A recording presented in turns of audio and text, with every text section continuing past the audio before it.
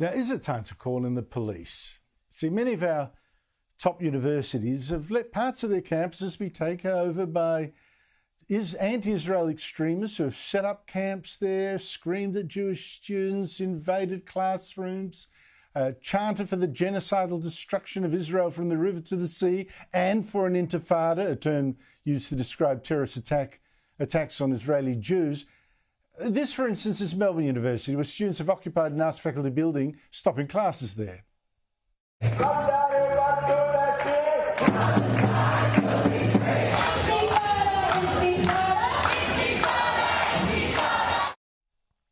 Joining me is Sarah Henderson, the Federal Opposition's education spokesman.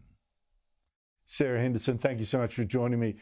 Sarah, we've seen these protests against Israel, student protesters at so many universities now, occupying parts of the campuses, in Melbourne University's case, occupying a building, harassing students, chanting, frankly, genocidal chants, in my opinion, calling for the destruction of Israel, calling in even for intifada, which is like a name for terrorist attacks on Israeli Jews. What should be done?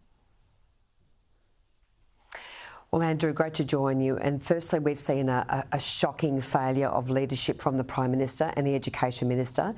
They should have thrown the book at universities which have not stood firm against anti-Semitism. Students should have the strongest action taken against them, both disciplinary action and also police action. The situation at Melbourne Uni and Sydney Uni is absolutely intolerable.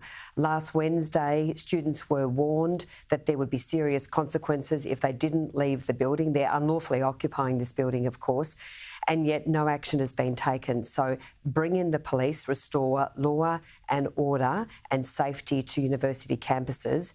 And frankly, this is, as I say, a shocking reflection on the Albanese government, which has said very little about this alarming situation at some universities. It's not a free speech issue? It's not a free speech issue. Free speech is absolutely supported at every university, but here they have totally crossed the line.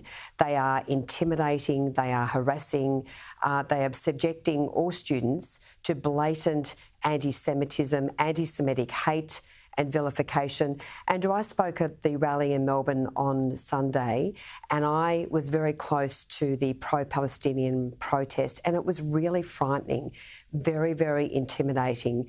This is just unacceptable. Everyone on a university campus deserves to be safe and frankly, if Mark Scott, the Vice-Chancellor at Sydney, and Duncan Maskell, the Vice-Chancellor at Melbourne, can't do their job. We know Duncan, of course, has resigned, but they should go immediately. This should not be tolerated under any circumstances. And the fact that Jason Clare, who basically defended anti-Semitic chants and terrorist slogans saying these mean different things to different people, I mean, that is absolutely appalling. I mean, frankly, he is not up to the job.